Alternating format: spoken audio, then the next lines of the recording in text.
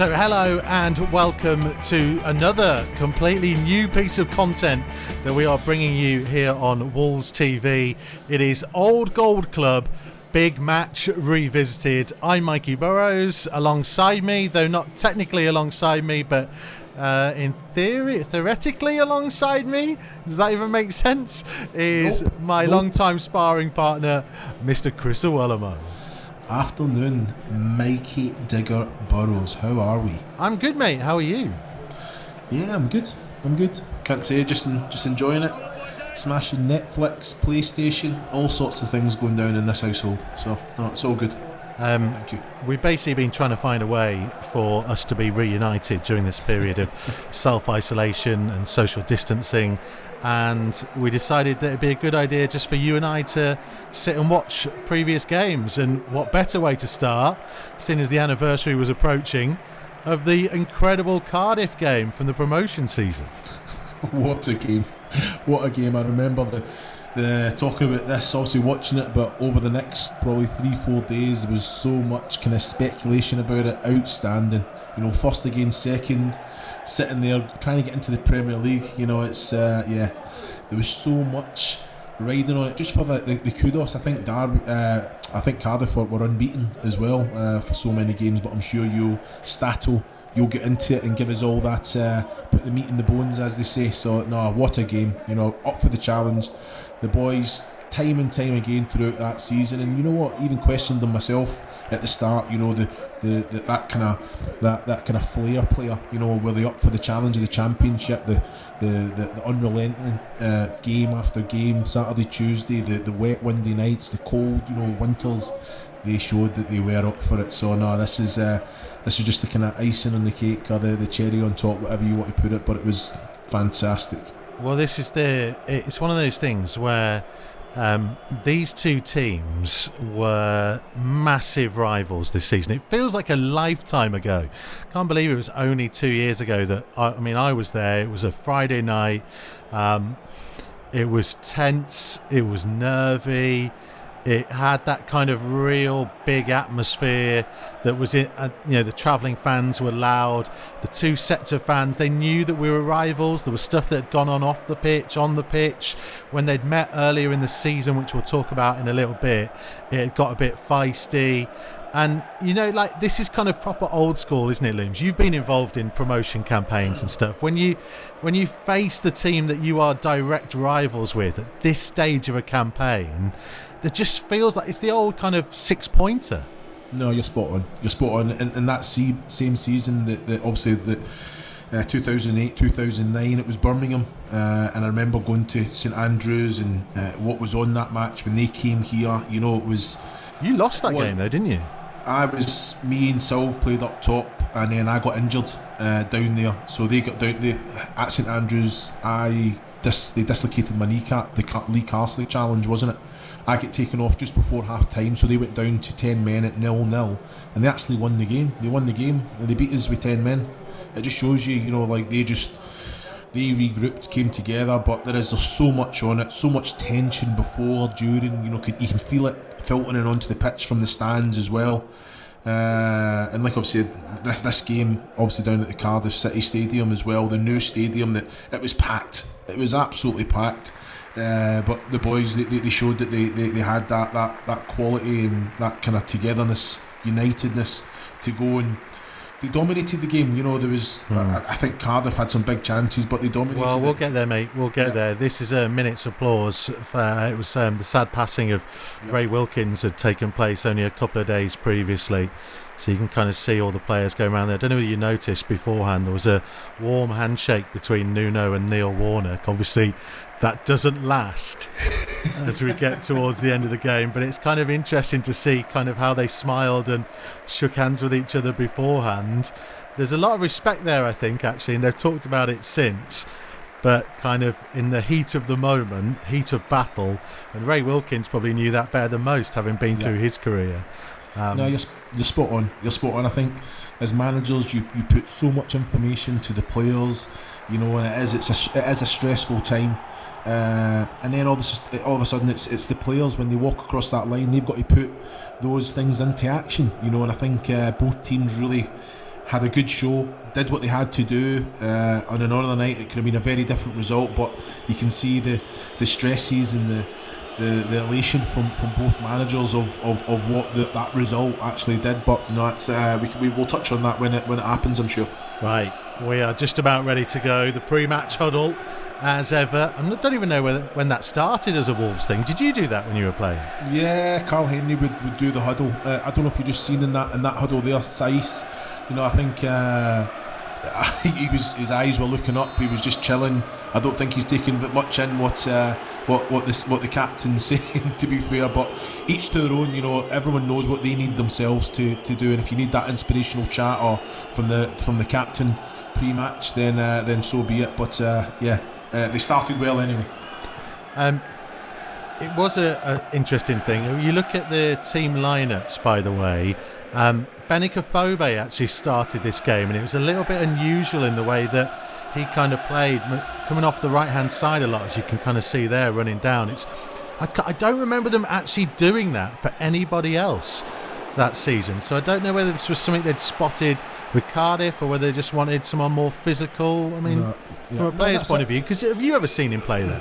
No. I think Bennett, you got to remember football today. You have your he's great as that outlet, as the point man, but he can play across those three positions. So you look at I think the physicality side of it, but Bennett has it all. He's clinical in front of goal. He's got that physical presence. I think he's got pace. So, and he kind of leads the line, and you'll see in this game he does float around. He finds himself central a lot, and Neves bounces the ball. Have you just seen the challenge? I tell you what, Connor Cody there, right? It's a great challenge on Junior Hoylett, but it's a yellow card and a free kick to Cardiff. If I'm in a Wolves team there, I'm thinking, Skip, what a challenge that Gets is. the ball, because mate. He makes contact with the ball, but after the challenge, after the ball, he takes him out.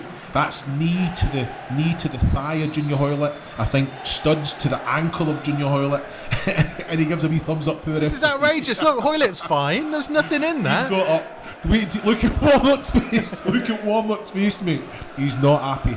He's not happy. All I'm going to say is that it's a fantastic challenge, but if I'm in the Cardiff team there, I'm definitely going up to the referee saying, whoa, what's going on? You know what I mean? But in the Wolves team, I'm giving the captain a little pat in the back. What a challenge. And that just sets the precedent, doesn't it? It just sets the standard for where this game is going to go. You've got to be hard, you've got to be tough, you've got to be hard to break down, but be physical with it as well.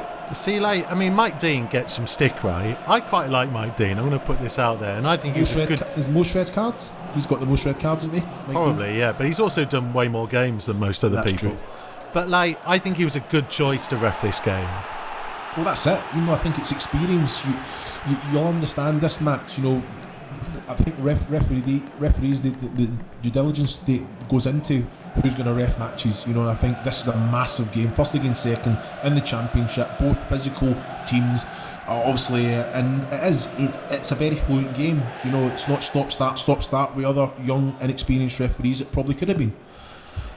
But a couple of early chances. Yeah, watch this now. Now, do you watch the marking on Sol Bamba here? Whoever it was, I think it might have been Bennett that comes back. But watch this, so that you're looking at this, right? So he's free there again. So straight away, it's the red flag. She comes up, the little warning signs. Stay with your man. Now watch this corner come in. You watch Sol Bamba. He gets his head to this now, right? And so who's with him? It's a phobia. No, that's Benicon Morrison. Oh, is it what? Right? Who's on Sol Bamba? Looks like Saiz. Watch this. Just watch. Where you going? Got to be with your man. You got to be on another day, and he's disappointed. It's a free header. Watch this now. So it's positioning. You're marking your zones, and it's very difficult to do. So that's what I'm trying to say. That's why there's a lot of kind of negativity about zonal marking. Saiz can't do nothing there. So Bamba's so aggressive with it. But again, a little let off. See, look, right. I would never criticise anyone in the game, and certainly not criticising Nuno for any of our bosses that might be watching this.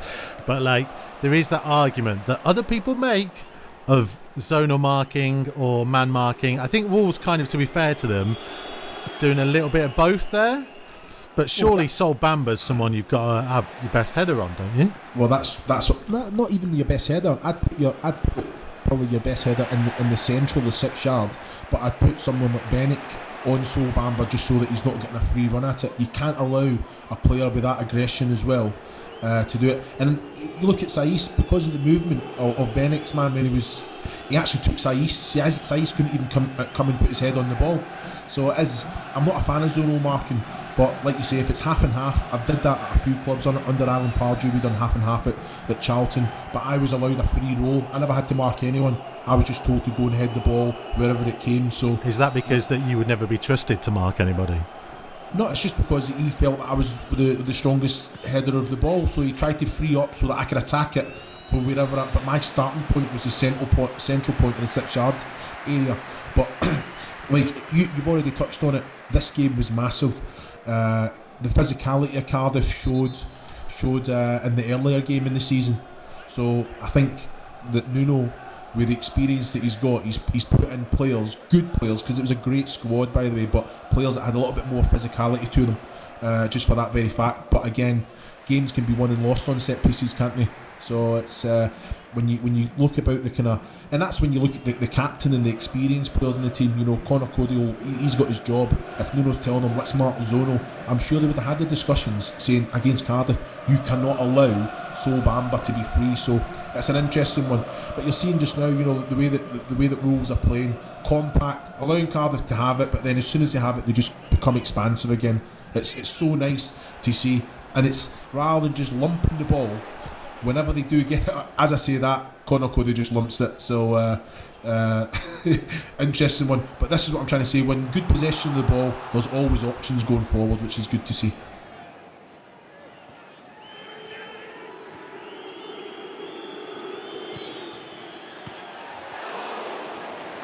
What an effort that was by Ruben Neves, by the way. What a player. Like, when he came in the Championship, for a Championship team to sign a player like him, unbelievable. Obviously, he produces something special later in the game. Spoiler alert. Yeah, again, just an all-round good footballer, isn't he? You know, I think he always wants it, no matter how tight it is to him. And from those areas, he's not afraid to shoot, because he scores goals every day in trainings and in games as well. But again, it is quality, good ball coming there as well. From Barry Douglas, you know, and that's something as well. You know, if you're a player like myself who thrives on the quality that you're going to get, then with players like Barry Douglas who puts it on the money more times than not. I tell you what, frightening. And that's what it's about. Chance after chance. Jota there, just in the right place at the right time. You watch him now, like he knows. He's about 35 yards out. He just floats because he knows, right, okay, I'm going to pick up seconds. Falls to his feet, hits the target. That's all you can ask from a player. Hit the target, make the keeper work, and he's done that time and time again, doing it this season as well.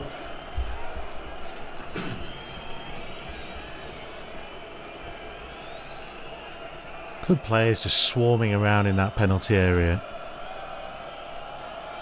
Etheridge. Good goalkeeper, Neil Etheridge, to be fair. Yeah, he pulls off some really good saves in this match. But again, now you look at the marking.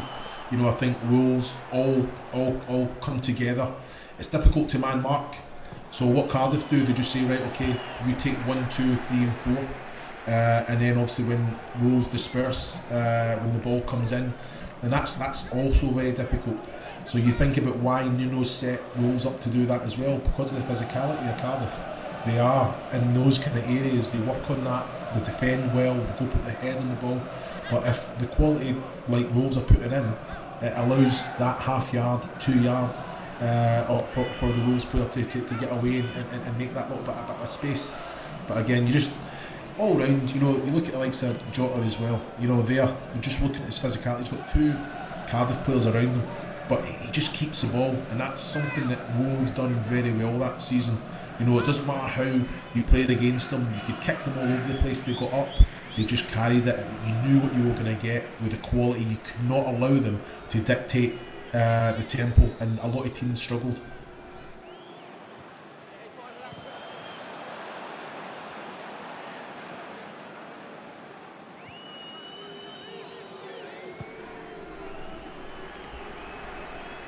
Go on, Big Willie. Yeah, I've got to say, even obviously I had a little kind of watch at this, and he's just so comfortable in all positions. I think he makes the right decision more often than not, and I think defending, all sorts of things, just keep possession of the ball, give it to the, always looking forward if he can, but he's not afraid to kind of go back if the pressure's on him. But just a very competent footballer, isn't he? See, I've not watched this game in full since obviously I was there commentating on the time. I've never brought myself to watch it. I've watched kind of the penalties because that video has been out and about so much. But like, this game was so stressful for me. From minute one to the end, it was so stressful. It was kind of getting everything right, and with it being such a big game, and I'm like on times like that and commentating and stuff, like you just get so involved in it. Yeah, no, well, that's you, Mikey, isn't it? You get very emotional. I think it's one of those things that it makes you good at what you do. So I think when you commentate the match, travelling all over the country like you've done with Wolves, you're there playing the match with them, as well as trying to kind of inform us of what's going on. Sometimes I can't believe how you come across. I think you're still so informative. Oh, stop it now. No one wants to hear you talking about me. Nah. I love you. I love you to bits. Emotional match, and I can completely understand why you probably slept very well or didn't sleep very well after it. I tell you, I had to go straight home. We were supposed to be on a night out. All the rest of the lads went out on the night out. I was so physically, mentally exhausted. You refused the night out, Mikey. Oh yeah, not having that, mate. Not having it. I thought I might have to buy some drinks. That's why.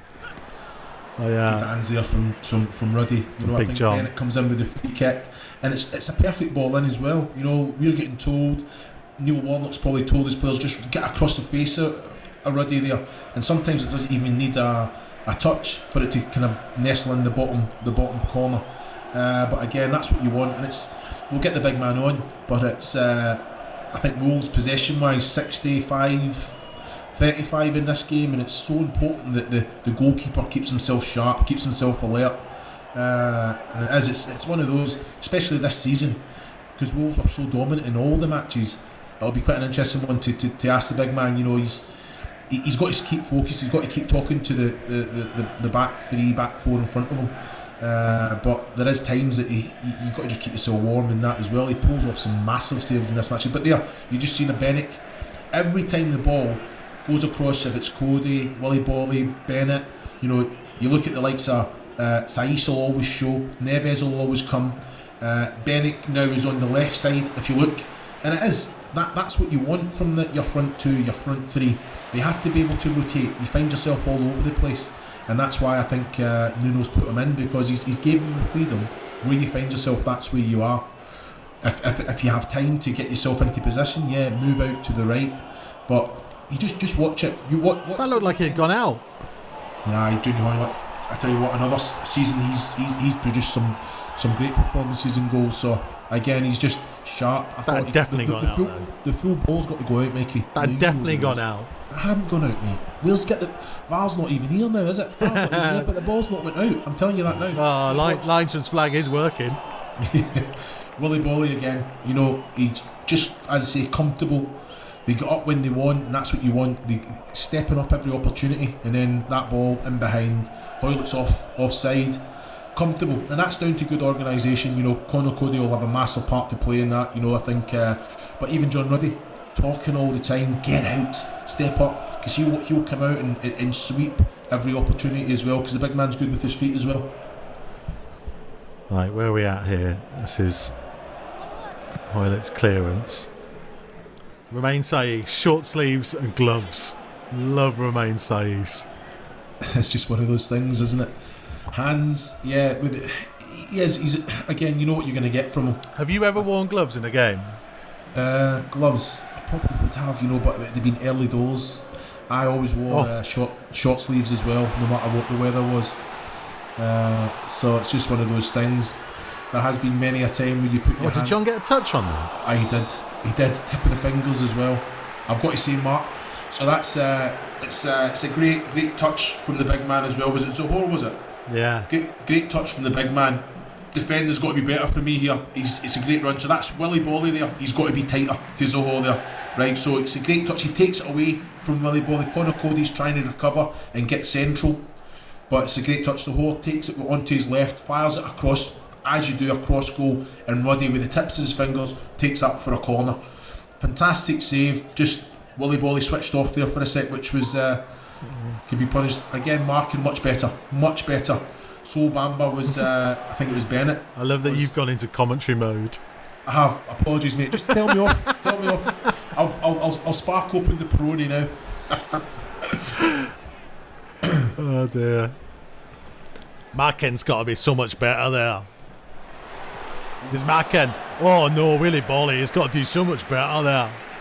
Well, it is. He let Zaho. He reacted rather than be in position. And here again, Zaho, he's got that presence. Willy Bolly against Junior Hoylett. So Zaho just flicks it on. So Connor Cody can't do nothing there because Zaho, the presence of him. But Willy Bolly not brave enough. Brave enough to kind of put his body in front to kind of get the chance. I mean, I see a lot of Kenneth Zaho similarities to a young Chris Iwelumo. Very big, very physical. Maybe likes to foul a fair bit. Don't start. Again, I think similarities there. I think the big man's probably a bit more mobile than me. That wouldn't be hard, but. In front, I think it's down to the service that he gets. I think if you give him the right service, then he can damage any team. But again, just little moments you're thinking if you're switched on, and you can see by the game just now, all across Bennett, Cody, Willy Bolly switched on. He's easily marshalled because it's not only them being in the right distances from the likes of Saiss and Neves, but then it's the three in front of them as well. So it is, and that's something that I know that Nuno works a lot on, is the distances between the lines, because it makes it very difficult. Even when Cardiff are in good possession of the ball, even when they've played through a press from Wolves get straight back into possession, boom. They all know their jobs, responsibilities. See now, so look at that, they've just won it back in their own half. Doherty on the ball just now. That's a phobia. That's a phobia that's came that deep to get it, but no problem going back to Ruddy, recycling it. The big man, I think he can do better there. Ruddy, get him on. He just lofted that. There was pressure on him. I'm just saying, it's just about what they want to do. They've got options. So if they can play out and keep it down, that's the Wolves' way. You know, there's going to be moments when they go direct, and that's why you got the likes of Afobe, and yeah. I'm getting caught up watching this now, mate. Just comfortable footballers, loving to play. Speaking of comfortable footballers, we do have some special guests joining us for this. One of the most comfortable left-footed footballers I've seen, Mr. Barry Douglas. How are you, pal? I'm all good, guys. The best we can be in this situation. We're about 20 minutes into rewatching. Maybe. Got to be in the top 5 best games you ever played in? For heart palpitations, yeah, definitely. Talk to me, Barry. You know, I think it's one of those. You're well known for the quality from a dead ball situation, because it's second to none, really. But it's so important. I'm just saying about players like myself. You made my career. Players like you that could put it exactly where they wanted to made the career. You put so much work and effort in, don't you, behind the scenes, training on those free kicks, the crossing, because more often than not it's like a 98%. He didn't need to train, Looms, it just came natural to him. Trust me, he's put the work in. 98%, I'm telling you. Success rate, excellent. Everywhere you've been, mate. Thank you. But yeah, no, it's the work that goes on behind the scenes that people don't see. Many broken windows from the young age to the hours spent on the training ground, just trying to perfect that technique and get your range ultimately. So because you might only get 1 or 2 opportunities specific to this game that we're going to talk about, like that can be the difference between 1 point, 3 points, no points. Can you remember how you felt beforehand? Were you nervous? No, I don't think it was weird because I think throughout that whole season, never really got nervous before any games. It was more a positive like energy, like a belief. So it was like a hunger to go and get playing. I think there was No, a lot of emphasis going into that game of like, again, the media and the expectation and what it potentially could mean. But for us, it was just another game that we wanted to get going as soon as possible. Because it kind of came off the back of like what had been a mental week, the survival, for want of a better word, at Middlesbrough only 7 days earlier. Then kind of that last gasp getting the draw against Hull on the Tuesday. You must have been knackered for this. Yeah. I think especially the Middlesbrough game, it took a lot from us, not just physically, but like to hold on with 9 men. I think it was like half an hour or so. So Yeah. mentally, you need to be switched on and everyone be about the jobs and business. But this league is relentless, as you know. Well, not for you guys, for me now.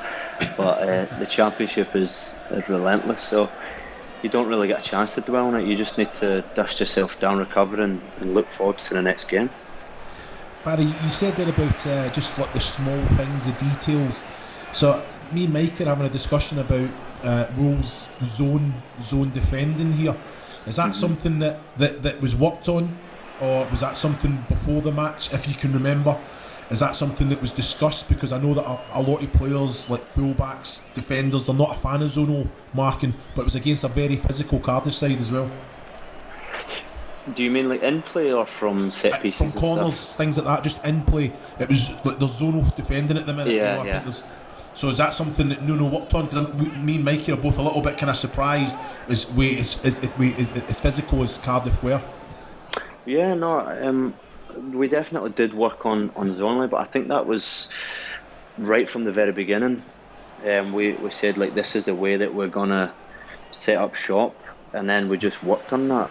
And you know, like any team, if you lose a couple of goals, people will maybe criticise and speculate, oh, it's not working. But to be fair to Nuno, we never really changed for anyone, regardless of the physicality or the attributes. We just stuck to our tasks, and you know, I think we fared quite well in the end.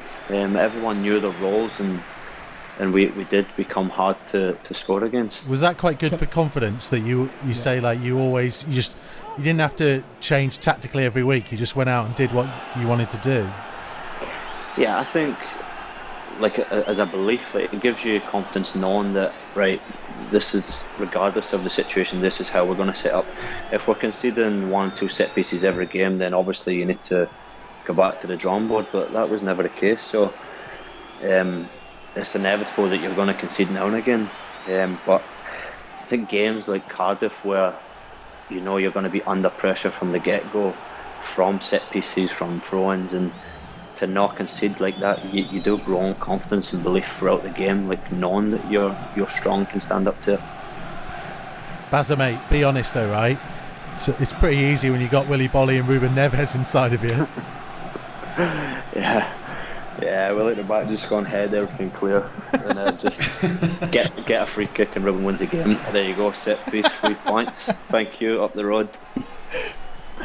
Oh, man. Something, you know, like the pre-match huddle, is it something that's Connor Cody, would it be similar things that he would say? Would he single people out? You know, I remember Andy Reid, he would just say right before the huddle, right, you're taking it, and then different players would take it, so everyone was kind of up for it. You know, it was one of those things. Did he throw that in ever at any time? No, I think everyone in their own sense is a leader on the pitch, because everyone needs to have their own responsibilities and stuff. You just got smashed by the Morrison's just smashed you. He just took you out. You had a little tic tac, and then he's not having any of it. He's went. Sorry, man. Carry on. No, and I think Codes was very good at vocally getting people up for it, and just reiterating the things that we had to do, and just instilling that, maybe just refreshing our minds. It could be something as simple as making sure we are switched on from set pieces, because we know we're going to be under the cosh. Yeah. So yeah.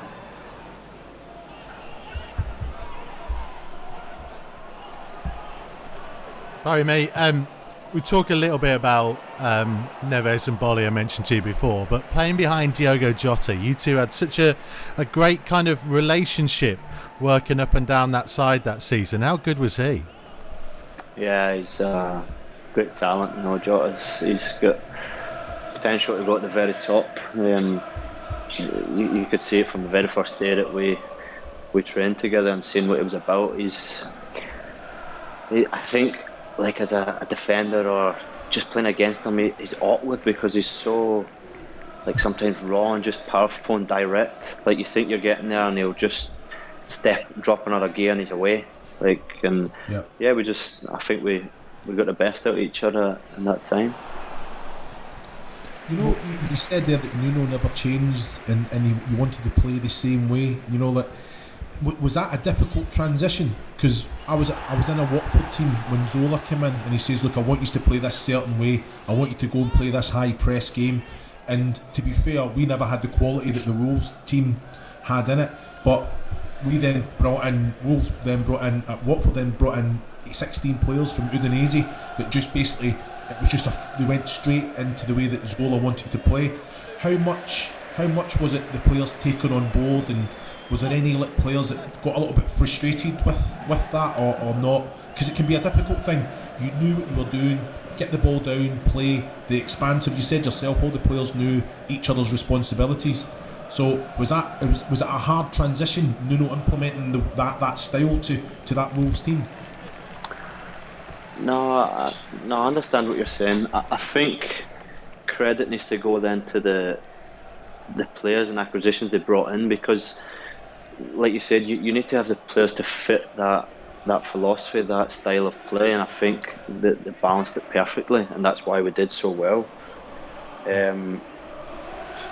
Also, the guys need to buy into it. I think one of the first pre-season trips we were in Austria, he pulled Codes aside, and Codes was known as a defensive midfielder. I think he was actually playing right back at the time. Yeah. And he said, look, you're going to play in the middle of my back three, and he was a bit taken back, like Gaffer, I play right back or centre mid. And he said, nah, this is where I see you're going to play, you're going to start attacks, etc. And they've obviously got a vision and plan and just implemented it perfectly. How was Codes to that then? Because obviously he's now come into his own. He's made that position. He's captain of the team. But he probably just talked a lot, didn't he, Baz? Yeah, well, like, different players have got different attributes, and speaking is definitely one of Codes' strongest attributes. He never shuts up. But nah, like, Cody possesses the quality of, like, that array of passing. How many times he can find that out ball, even if you're under pressure. So I think him slotting in there was just perfect for the team, the way that we wanted to play, and having like Bolly and Ben around about him, just let them go and challenge, go and do the dirty work, and then just let him get the ball and make nice passes. What about you, Barry? What did Nuno in that pre-season trip in Austria then? What responsibilities did he throw your way? Because obviously he knew all about you, didn't he? Yeah, I think he told like me and Doc that we're going to play in the front foot, so we're going to be a forward-thinking team. First and foremost, like, we were wing backs, so like we need to do our defensive duties first. But when we have the ball, like, he just wanted us to be high and really get involved in the attacks, and it was something that, like, I'm a forward-thinking player, so it was great to have that freedom to just go and play and get involved, knowing that there's the security behind that. If it does break down, there's people there, and I think that's why we just played with such freedom as such to go and create and help. You played an awful lot of games this season though, didn't you? There was probably a period in January, February where you must have been absolutely shattered. Yeah, I think, I don't know, we must have been, there's 46 in the league, so it must have been up there. But you pretty much played like every game. Yeah, and I think this is probably the side that people don't see is the backroom stuff, the fitness and the the preparation that goes on to the trainings with João and Antonio. They did a lot of injury prevention and recovery, so they were looking after us off the pitch as well, making sure that we were in the right condition to keep doing and playing the way that we were playing. We're going to get to it towards the end. Obviously, we won't keep you on all the time, so just your thoughts, and don't worry, I'll bleep it out if it's rude, of that last couple of minutes. Oh yeah, chaos. Chaos, to put it politely. Tell us what you thought when the first penalty was given, Barry. What goes through your mind then? Because, like you say, you're 1-0 up. It's an injury time, and it's like one of them. It's like you feel deflated, don't you? Then all of a sudden, the first save, it just lifts everyone. But then probably a little bit too much. Yeah, it was. Heart rate was going through the roof there. I think it was a kick in the teeth, like to have the penalty so late on after the work that we'd done throughout the game.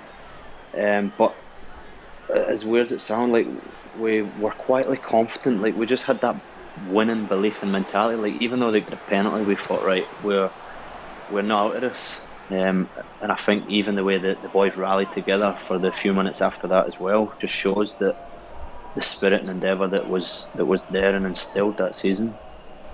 I promised you that we had lots of special guests coming up for this one, and I can see the next one has dialed in a bit early, so I may as well let you say hello to each other.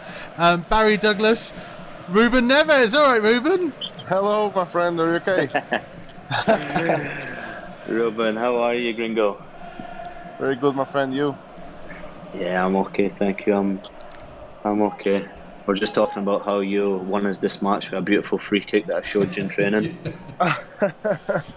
You have to tell us what the little chat beforehand, because I'm sure you wanted it as well, Barry. Did you not? No, yeah, but you know, like I knew Ruben had a bit in his locker as well, so I said, okay, you can have this one. To be honest, before the free kick goal, there was a free kick that I shot to the sky. Remember? Yeah, I remember. It was a poor seagull that got it. A few minutes before the goal, I just smashed the ball into the stand. Did you two? What was the relationship like when you got a free kick? Who had priority over taking it, Ruben? No, I think it depends on the confidence of the player. Obviously, I'm more comfortable shooting from the left side. Barry is more comfortable shooting from the right side. So the free kick was on the left side, and I was confident to shoot that one. Was it something that both of you, most days after training, you'd both get the balls and the two of you would go and get the keeper and do your bit? Is it something that was a little thing between the two of you?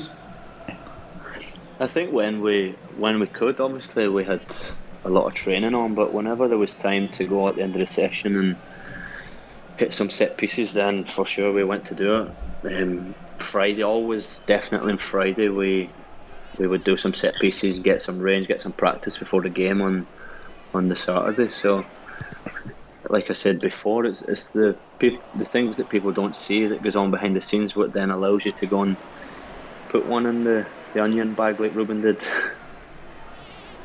Who was better though in practice? Well, it depends on the days, I think. What a question! That's such a diplomatic answer. That's true. I'm gonna say I scored more in training, but Ruben scored more in games. Yeah, I can agree with that. Definitely. But I'm actually going to take credit for his goal though, because if you do watch it back in the highlights, the wall had creeped forward that free kick before, and I said to, I think it was Mike Dean, the ref, is that right? Yeah. I think yes. I says to him, like, make sure they don't creep forward this time because they creeped last time. And he said, I tell you what, I'll give you 11 yards, and if you watch him, he counts it out. What? And after it, he turns in red and says to me, like, there you go.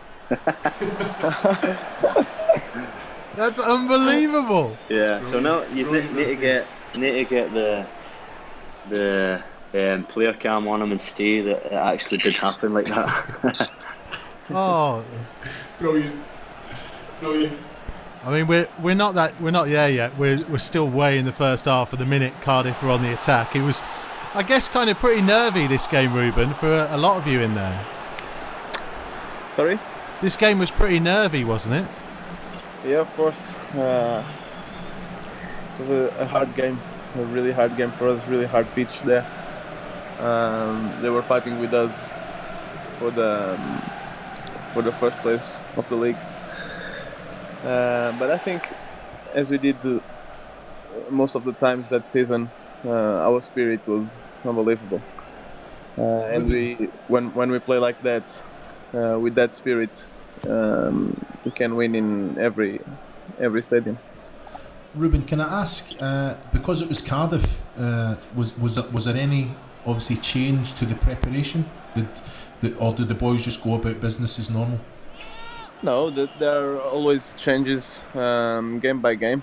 Depends on the opponent, depends on how they play. We need to adjust ourselves to play against every opponent. So Cardiff was not different.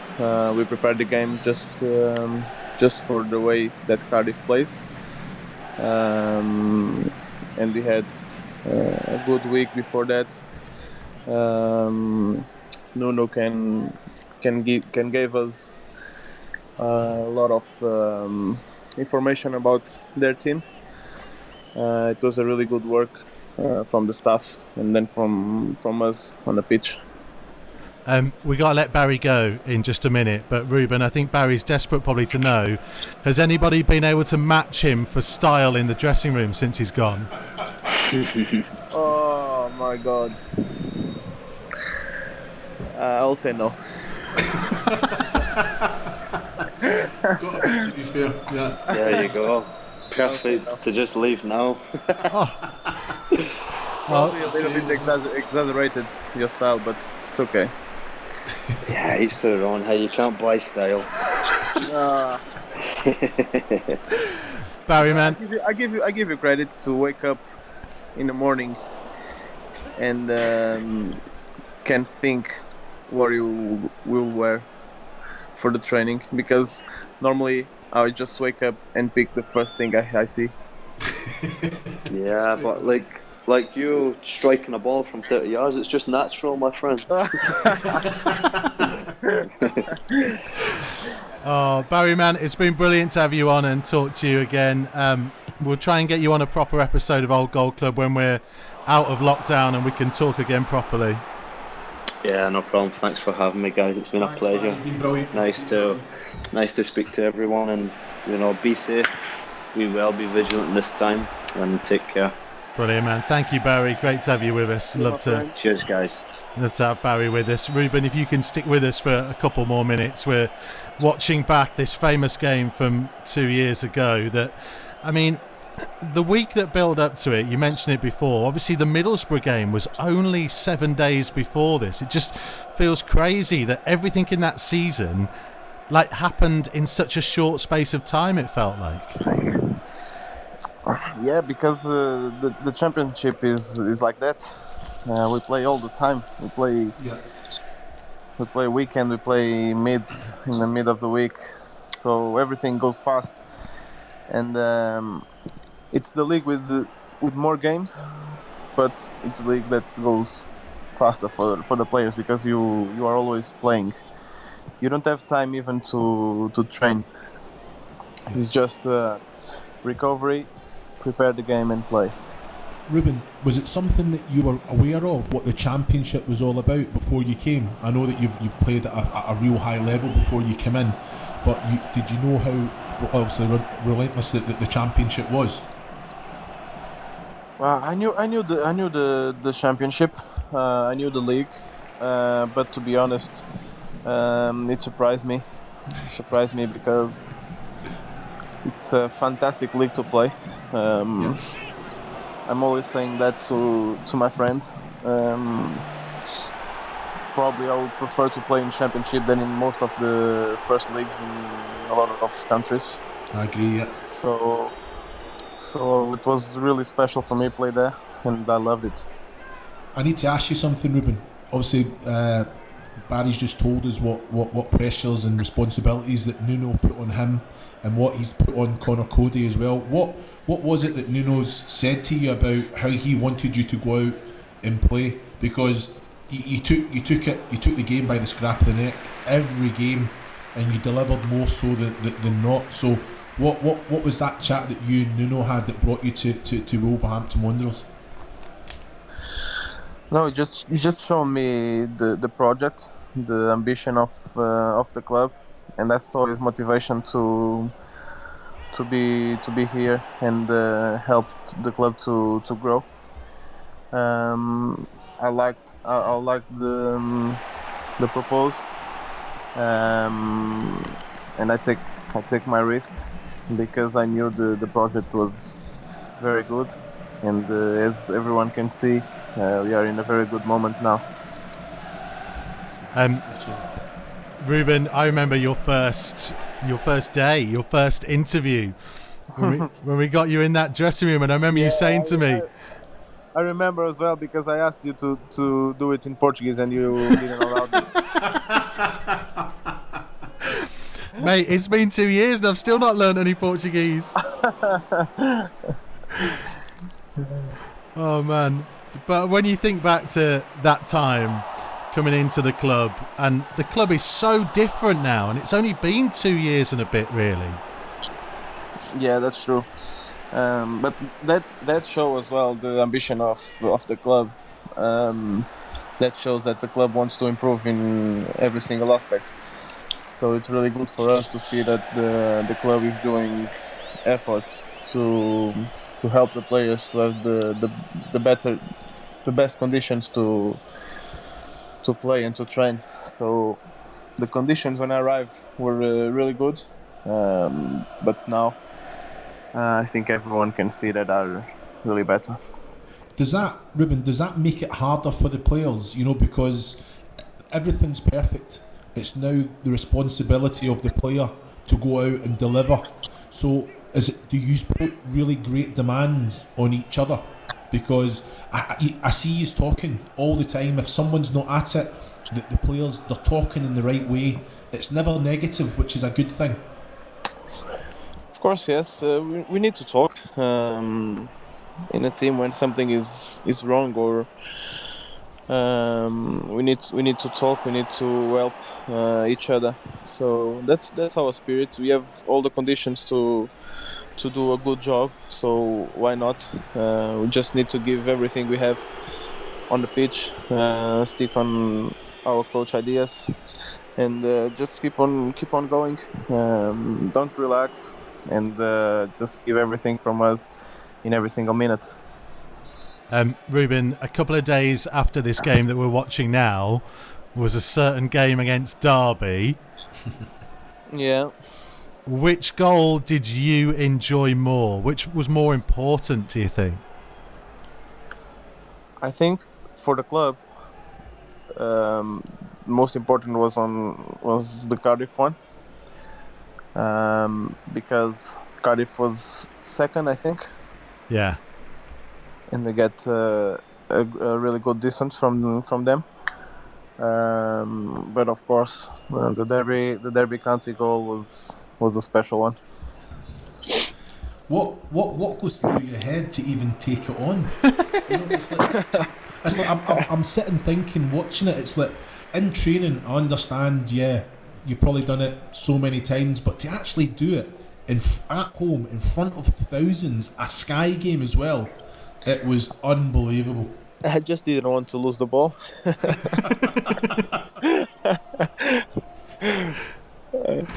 The thing is, though, right, Looms, I don't know whether you'll know this, but a couple of weeks later, Soccer AM came down to the training ground to do a challenge to make Ruben attempt to do it again. Yeah, I've seen it, yeah. And he did it first time.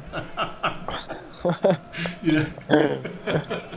Like I say, if you've got it, but the thing is, Barry's just said, he might have scored more goals than you in training, but you done it when it counted. It's like I've played with good players that were great trainers, but when they take it into the game, it's the hardest thing for a professional footballer to do. If they're consistent at the matches, I've played with players that are terrible trainers, but every Saturday, every Tuesday, they're there, they're up there, they're giving you 8, 9, 10s out of 10. Whereas I've trained with players that are excellent in training, but they can't do it in matches. So you score the big goals when they matter, and that's it's a fantastic talent. Yeah, I think it depends on the player. My philosophy is training as I play, so I try to do every training as a game. So to arrive at the game and be more prepared to all the situations. Dave Edwards tells a story, Ruben. He told it on our live show we did last year at the Grand Theatre in Wolverhampton, that the first time he trained with you, he said he didn't really know too much, and then you pinged one 40 yards that was just a couple of feet off the ground, and he just kind of went wow in his own head. I can't remember that one. Too many, mate. Too many. Oh, there's so much training sessions. It's impossible to remember each one of them. Do you know what's weird though, right? And I said this on one of the games recently. When you scored, was it Espanyol that you've scored the incredible volley? Yeah. And I was like, I don't know whether that definitely makes my top 5 Ruben Neves goals. Which is stupid. To be honest, I don't have a list. You definitely got a list. You've definitely got a top 3. You must have a top 3. It's hard to say it, but definitely the first one is Derby County. But after that is really hard for me to choose, because I had a goal in 2 goals in Porto that are really good as well. Yeah.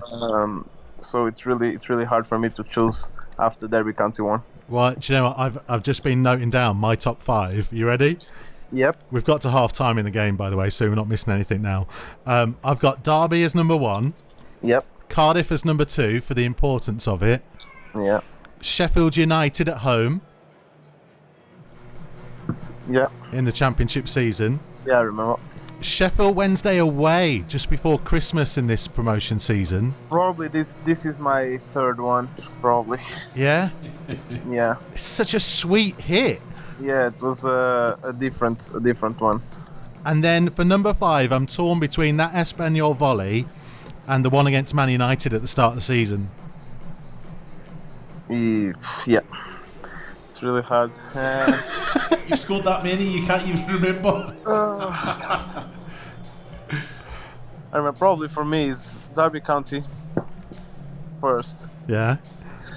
The second is at Porto. If you want to see it, just go and see it against Académica away. Yeah. And then the third one, I think, Sheffield Wednesday. The 4th, Sheffield United at home.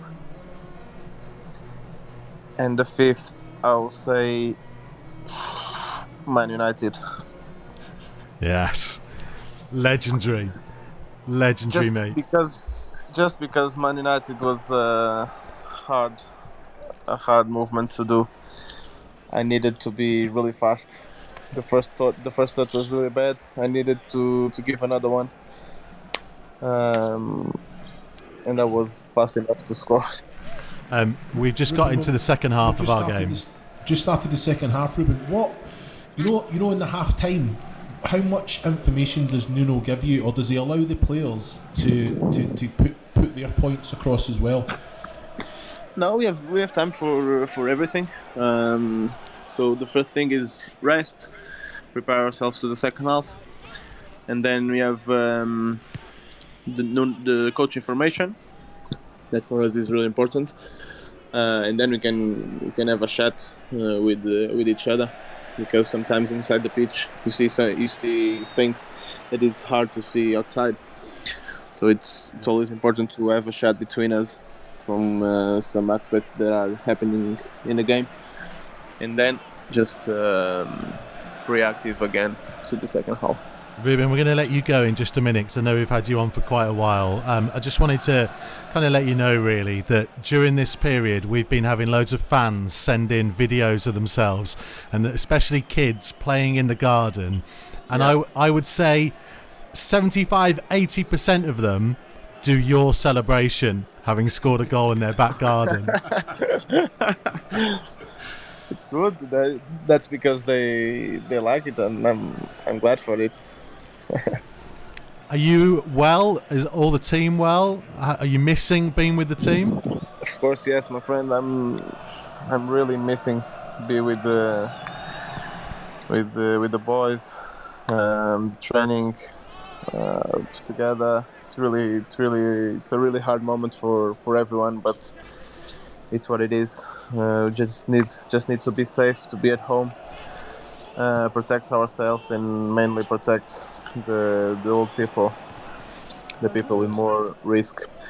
That it's really important for everyone. Mate, I can't wait to see you playing again soon. I can't wait to play again, my friend. Mate, thank you for your time. Really appreciate it. Thank you very much. Cheers, Ruben. Ruben Neves. There you go, mate. Unbelievable guest that we got joining us for this, Looms. Unbelievable, mate. Frightening. So good, so good. We're well into the second half, or first couple of minutes of the second half here. I feel like we haven't really mentioned anything that's gone on in the game for a while because we've had the guests on, but there hasn't been a huge amount of chances in this game so far, really. Yeah, there was John Ruddy's made a good save again from the free kick. That was a fantastic one again on the Zohor shot. Second half, there's not really been any chances either way. You know, I think Cardiff have probably had the better of the chances as much as Wolves have had more of the ball. But again, Doherty down here on the right. Yeah, just good defending from Cardiff, but you know that's what you're going to get from them. You know, I think it's just down to being composed and trying to kind of break them down slowly. But it's just so interesting. Oh, Bonner, round the keeper. Bonner, where have you gone? I tell you what, I was at a tighter angle at Sheffield United away, and I've put that into the bottom corner. I think he can do better there. Mikey, what do you think? He done ever so well to get onto it. Very tight angle. He sent 3 people the wrong way with the eyes, and then he's hit the bottom, the near post. That was way tighter than your Sheffield United one. Yourself, Mikey. Go look. Get Yanni to send you the video, mate. Yanni is our video manager, by the way, if anyone wants to know that reference. That is way tighter. He's pretty much got chalk on his boots. He's on the byline. You had a good 4 or 5 yards to tap yours in. I was going the other way as well. He was facing up. Mate, I was tighter and I was going the other way. No way. He's way wider and way tighter than you were. No chance. This is Kenny. Yeah, look at the goal. First goal against Sheffield United away. I think about 4 minutes in. It's not, mate. It's not. That's where I was, and I was running away. Is the Sheffield United one you're talking about not the one that you always go on about, where you go like, should you have gone down? That's the same one, yeah. Should have gone down. See, you were so much closer. Mate, look at it again. Go look at it again. I will not have a bad word said against Leo Bonatini. I love Bonner. Yeah, well, he sent 3 people the wrong way there. I done my cruciate just looking at it. Oh. My fancy football teams are all named after Bonner. What a guy. No, he was quality. I think he led the line. It was just a little bit unlucky. I think sometimes we you know what, with that with the player that he was, he needed to just be have a little bit more luck in front of goal. You know, I think he had some great chances that probably people would say he wasn't clinical enough, and as you know, it's like when you're in your moment, you don't think about them, but when you put that much pressure on yourself to get the goal, sometimes it can go the other way. Well, do you know what it is as well, though, right? I think, is that Nathaniel Mendez-Lang coming on? This is Langy coming on, yeah. Do you remember him? Yeah, he used to come in, flashy his boots, and yeah, he had a lot about him, but he had to go away and go down the leagues and earn that right, you know. But he's definitely doing well. He's flying. He's doing well now. Let's just say the penny's dropped. You know what I mean? He knows he can make a great career out of it. See, he scored the winner in the game at Molineux earlier in the season for this season. Well, think about that as well. Think about what that will mean to him, because Wolves let him go. You know, so whenever you go back to an old club or an old hunting ground, you get that little bit more out of yourself, or you buckle. It can go one or two ways. You know what I mean? So for him to get that goal, it tells you a lot about the character of the player, which is, and he is. You know, obviously I know Lange. I know what he's doing now. He's got his gym in the house and he does all his training. He does his bits. So the penny has dropped. I was talking about Leonardo Bonattini before he came on. The point I was going to make, right, is that he scored all these goals in the first part of the season, and it's like, and you'll know this, teams kind of cottoned on a little bit and changed the way they played against Wolves. So Wolves had to then ever so slightly change the way that they were going, because most of his goals in the first part were him being in the penalty area and low balls into the box and stuff. They couldn't do that from December onwards. Well, that's it. You know what? If you're running away with the league and you're outplaying players, outplaying teams, then you have to do whatever it is. You have to nullify the threat, and this is exactly what they did. They look at where the goals come from, try and stop. Talking of threat, by the way, Gunnarsson big long throw. Yeah, again, this is what Cardiff are all about. You know, it goes in. They've got Morrison in there. They've got players that go and attack it, keep it alive. And to be fair, I like Gunnarsson on the floor as well. I think he's a good, tidy player. I'm not a fan of the zonal marking, and it was interesting listening to Barry talking about that's what Nuno wanted. They spoke about it before the season. Offside! Offside. VAR. You alright, mate, or what? It was off! I didn't see that angle. The press box is down the other end. It's a disgrace. Tell you what, I don't have VAR in the Championship, mate. Definitely didn't have it at this point. No. Wouldn't have made a difference anyway. It might have done. Nah, no chance. It would have been the goal, to be fair, it would have been disallowed anyway for some pusher standing on someone's toe 30 seconds before the actual goal itself. It'd be interesting actually to get to the penalties and see whether VAR would have made any kind of difference, because no, both penalties are penalties. I don't know, man. I mean, we'll get there, and we'll get our next guest view. But Explain yourself. I think the second one, yes. First one, I'm not so sure about. I think it's harsh. Oh, wait a minute. Did Connor Cody have his hands on the back? If it was anywhere else in the pitch, would it be a free kick? No way. Mikey, what are you... Mate, I've seen you do far worse and score and get away with it. Yeah, but it's... No, I'm just saying, you can see by Connor Cody's face that he was gutted. And it was one of those things. It's probably gutted because he conceded a penalty in the last minute of the game against the top two. He's been at fault, and he knew. You can see that he argued with the ref. You'll say what you seen there. He knew, but I don't. That's just your Wolverhampton hat. So, are you accusing me of being biased here? Yes, I am, Michael. This is an absolute disgrace. How dare you? But again, you can see this. The second half's a little bit more stretched. Wolves are a bit more expansive, and you can see the spaces between the midfield. Not so much, but as soon as they get it, as they have, Neves got it now. Look forward straight away. And you were asking about Bennett, what he brings. That's what he brings. He's got pace. He's got that presence. You know, he holds the ball up very well for me, Bennett Afobe, but a little bit more stretched second half. But again, when they get it, they're already expansive, so they can break quicker as well. Wolves, but it feels like the momentum's going, isn't it? It feels like the momentum's building in this game. Well, it is, you know. But if you're looking at it now, Mikey, it's in Cardiff's favour. I think Cardiff are using the ball well. They've got Wolves on defending on the edge of the box, but it's sometimes that plays into the hands of Wolves in the way that Nuno wants to play, because they're so quick on the break. He says, you know what, we're not going to have it all our way. If we're on our back foot and they've got the ball and they're using it well, as soon as we get possession, can we go forward? And more often than not, we've got options going forward. So it's it's something that's worked very well for us in the Premier League, the way that the Wolves are playing now. Sometimes you don't have to have a lot of the ball, but you can still be clinical when you got it. Well, this game is kind of building up in its tempo, momentum. I'm conscious that there might be quite a few who have thought, actually, I don't need to watch the first half of this game, so I'll tune in around about the hour mark. You missed Barry Douglas and Ruben Neves if you did that. Go back to the start, watch it all through. I'm not going to say it's worth it, but still watch it all through anyway. There's a lot of me and Looms arguing in there again, but it's fine. We've still got another big guest to come, by the way. Looms kind of alluded to it earlier, but we won't say it just yet.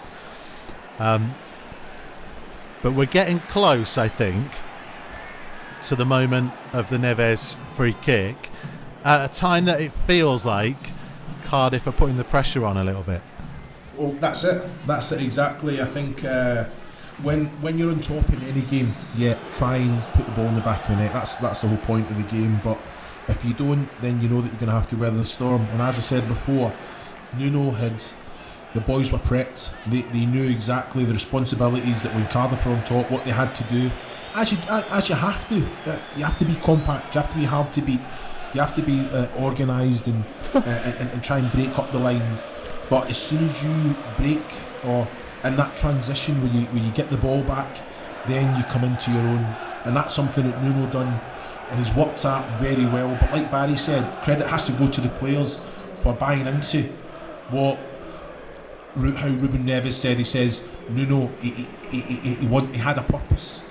You know, he had a vision for the club. He had to sell that to the players. The players then have to buy into it and put it into action. So without the ball, he had a way that he wanted them to play, and with the ball, he had a way. And it's that transition in between, from going from compact to then being expansive with pace, with quality. So I love the fact, Looms, by the way, as you're talking, Helder Costa's finally come on after what seems like about 10 minutes he was stood on the sidelines. Yeah. Again, another influential player. You know, like you say, Nuno, you were surprised that Bennett played on the right. All of a sudden, Cardiff are a little bit on top. Nuno, he looks at his bench, and that's what it is. It's a squad game, Mikey. You look at the bench, who can make a difference? Helder Costa comes on, and again... Well, Helder had scored a absolute worldie of a goal against Cardiff the season before? Yeah, it must have been. It was towards the end of the season. It might even have been the last game he played that season because he got injured, which is why he wasn't around at the start of this campaign that we're watching. I don't know whether you remember it, Looms. It was the one at Molineux where he twists inside and out and leaves the goalkeeper and defender on the floor and then just taps it home. To be fair, he's twisted inside and out so many times. I can't picture it, Mikey, but I'll send you the link after. It's unreal. Yeah. But you just look at it now. Look at him now. You know, he's come on. He doesn't sit. He goes and gets the ball, and that's something that you got to say. You got to applaud Nuno for that. He wants his players to go out there and express themselves. They want to go out and get on the ball. Look at this now. That's Diogo Jota now, all the way back in his defensive third, helping Ryan Bennett. You know, that's what got the team promoted. Without the ball, have responsibility. If a player's out of position, can you do his job for him? Can you help him out? That's what Neves said. He said they put the demands.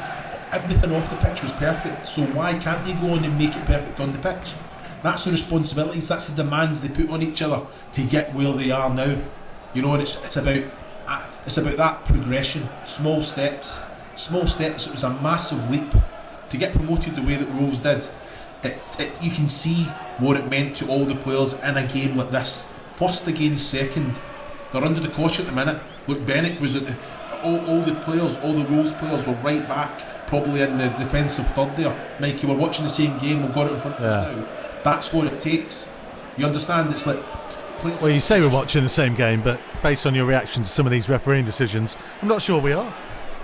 Have you paused, Jules, Mikey? Have you paused, Jules? I am on exactly 1 hour and 8 minutes and 59 seconds now. We're watching the same game, pal. We're watching the same game. This is, but it does, it's testament to the players. You know, it's very interesting about Nuno, what he spoke to the players individually about, and it's like Barry Douglas has said what he said. Ruben Neves, you know, the players had to buy into it. It's interesting. Oh. That's a terrible challenge, isn't it? When Bennett there from Sol Bamba. Go on, Bennett. Go on, Bennett. Oh, referee! That's a red. No, it's not a red because he'd cover. So I'm trying to think who it was. It just came in and there was cover. If you look at this now, I'm looking at the replay. Benick is on, so he would have made it. Is it Morrison? Is it? Yeah, it's a poor foul from Peltz as well there.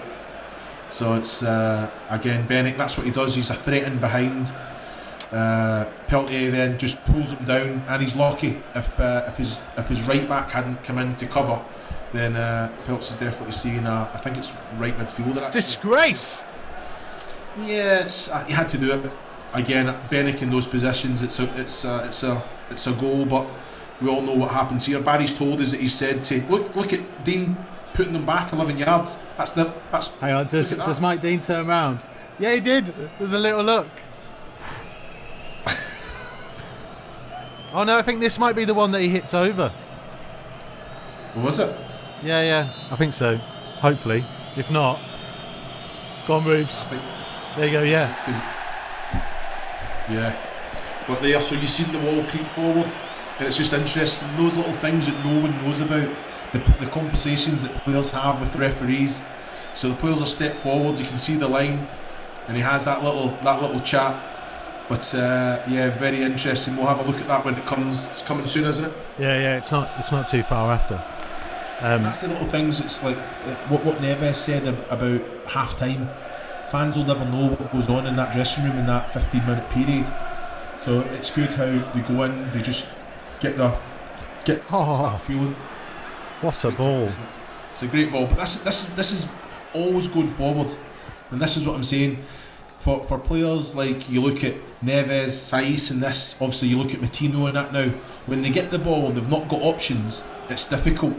But because the forward players, you look at like Jota and obviously Benick in this game, but Jimenez, and because they know the quality that's behind them, they'll make the run. And yeah, that's what makes these players, because they can execute that pass, and that's what everyone loves watching Wolves play.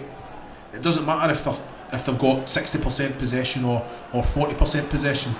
It's what they do when they get the ball, and this is something that the fans love to see. The brand of football, there's so much onus put on the brand of football now. But I'm giggling, mate. Sorry, I giggle every time I see Ryan Bennett do something really old school like that. Just smash the whore, yeah. Well, no, he didn't smash him. He just kind of leans on him. He did that so many times. I mean, I love Ryan Bennett to bits. I think he's brilliant. I think he's properly underrated, and he just does stuff like that where he just he knows the game inside out. It's old school. Well, that's it. I think experience plays such a massive part. I think talking to the referee in the right way puts little decisions just fall in your favour. But little moments like that, like putting a little bit of pressure, no hands involved. When the player's off balance, it makes it difficult. Playing against defenders that had that little bit of experience, it was a nightmare. Because for me, I loved the defender knowing where he was, wrestling and that hustle and bustle. I hated when I felt behind me and there was no one there, because they touch you, they drop back a couple of metres. I hated that. I like being up against the players because you can roll it, you can use that physicality, the presence. So again, Ryan Bennett, he knows who he's up against. He gets up and just makes sure he lets them know that he's there. Go on, Elder. Oh, referee again! This is the one. It's great play, isn't it? It's fantastic. Helder just drops into that kind of number 10 role. He's always wanting the ball, and again he turns. Right. Diogo Jota, he knows he's got the quality. Great first touch from Jota, invites the challenge, and this is the one. So this is the one that Barry's had a little chat with the referee, putting them back. And say, listen to the first half, and you'll find out exactly what he said to the referee here. But interesting watch. This is what I'm trying to say. But if I'm Barry Douglas here after Neves' last free kick about 2 minutes ago, you're wanting it. But like they said, Neves said why he took this one from the angle it was. So that was Jota's last contribution. Ivan Cavallero coming on now, and I guess imagine the message to Ivan is, listen, stay on your feet, track back, but don't throw yourself into any challenges. Yeah, I'm sure that was the exact. Again, that's what I'm just saying to you. Look at Helder Costa, Cavallero coming off the bench. It was just quality and depth, wasn't it, Mikey? Yeah. And that's what I'm saying. Players that coming on, different types of players, but again, gives them a different dimension. Another dimension to their game. And this is something every player had a responsibility. Every player had a job to do. Look at them talking. This is Barry saying, you put that last one in the stand. It's still going, mate. Did you see Barry? Just have a little nod to Mike Dean as he walked there? Dean, yeah. Come on, Ruben. Top corner. Boom! There you go. It's fantastic. Just on the money, isn't it? Ruben, he's hit it. It's one of those as well. There's a lot of movement in the ball there, Mike. For the limbs. The way that he hits it. So it's just Lacey's hits it probably right on the valve, as they say, and the ball moves. But to get that accuracy as well with it, it's outstanding. He does it time and time again. Massive goal, massive game. It's like we were praising Etheridge beforehand. He's a good goalkeeper, but you just can't save that. He's done everything right. The wall's set up. He's positioned right, probably a little bit to the left, but he's set his wall up correctly. I think he does get a touch in the ball, but the pace of it, you're not stopping that. You're not stopping it. And even if he was right under that, he's having to punch that away with two hands with the power that was on it. So it just shows you.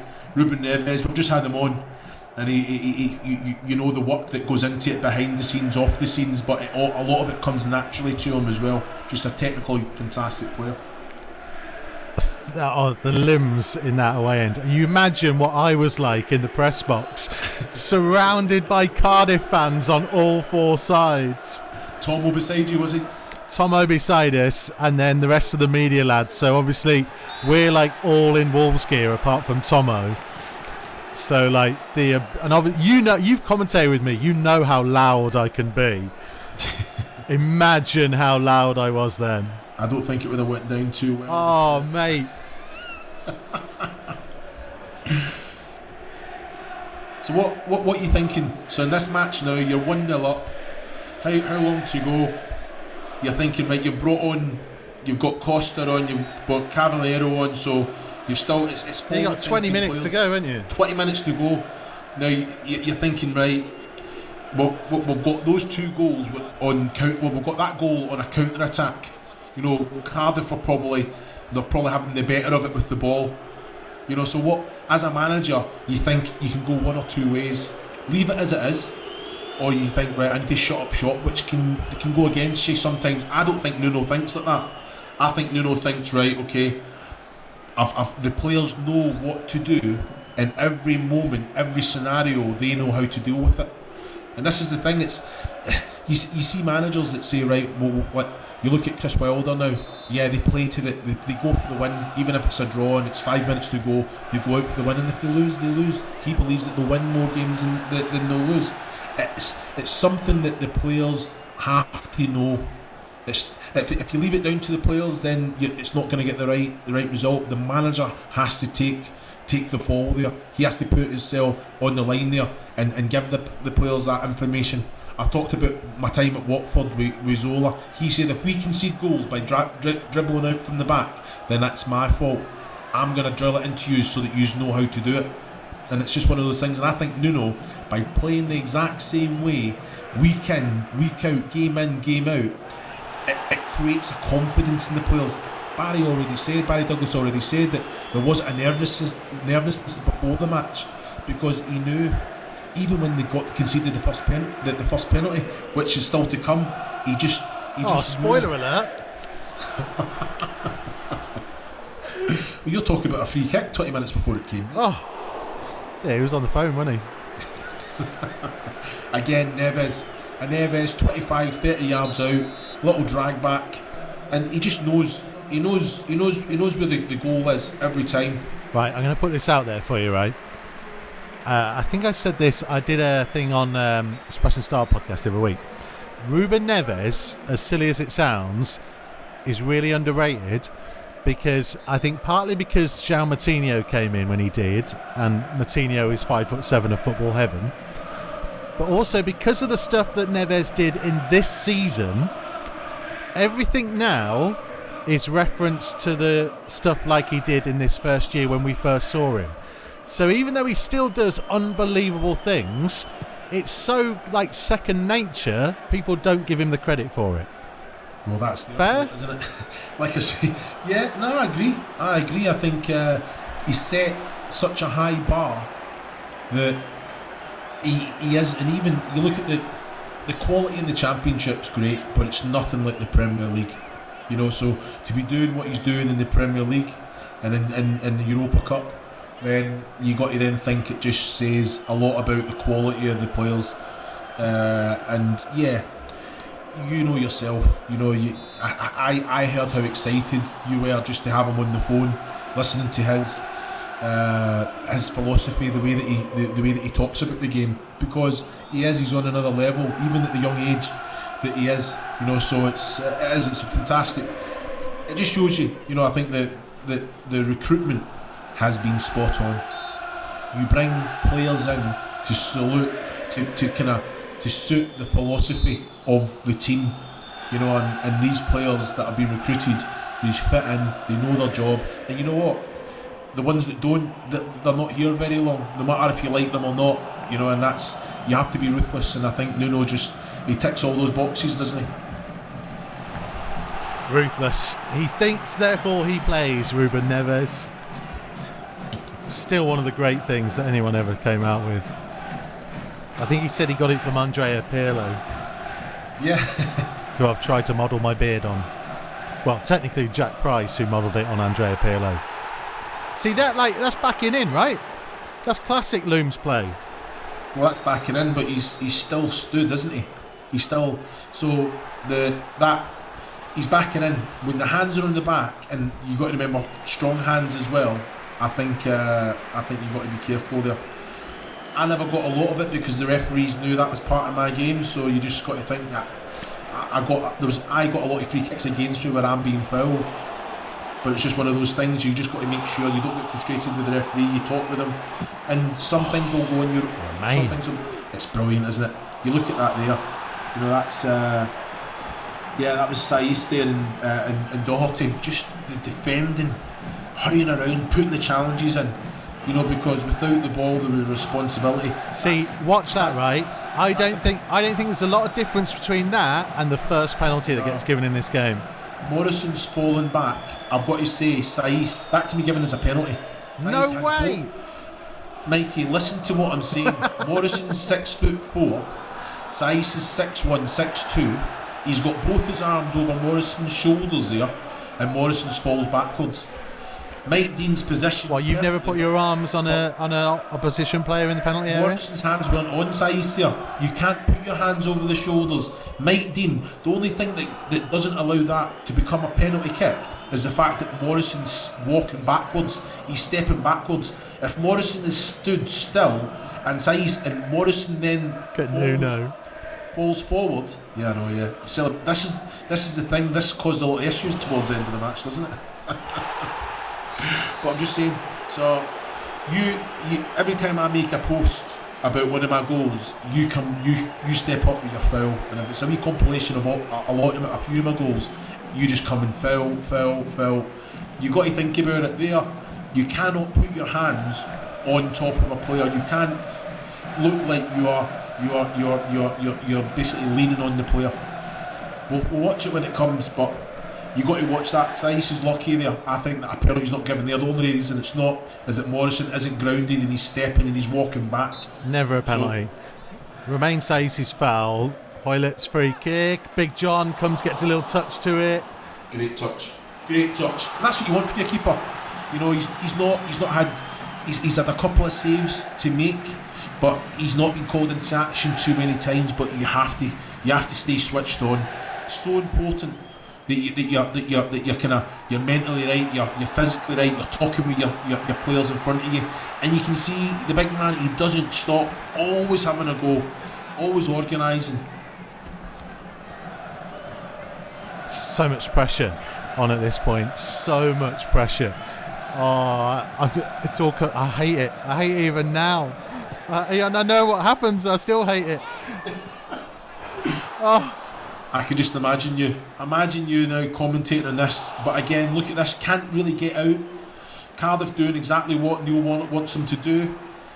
Like there, Helder Costa, Cavallero out of position. It's great play from Hoylett down that right side. I think he's again got away from Cavallero far too easy. Helder Costa, can you do better there? Far too easy. Very lucky on the little megs on Douglas there. But Ruben Neves puts the challenge in and puts the pressure on Hoylett to put it out for a goal kick. Right, we are getting to the key moment, the final 10 minutes or so, and we have another extra special guest to join us. Hello, Big John Ruddy. Hello, fellas. The big man himself. How are we? Just all good. Just talking there. Cue, yeah? See, in a match like this, right, you've pulled off some great saves, but the possession, Wolves have got 66% possession. How important is it in those moments that you've got to keep yourself switched on, and you see yourself, you're talking to the defenders in front of you every time the ball's going out of play, you're doing your little actions just to make sure that when you're asked upon, when you're called upon, you're ready. I think that's a fundamental part of any position, really, isn't it? Especially in a game such a magnitude. We'd put so much into that game, each man.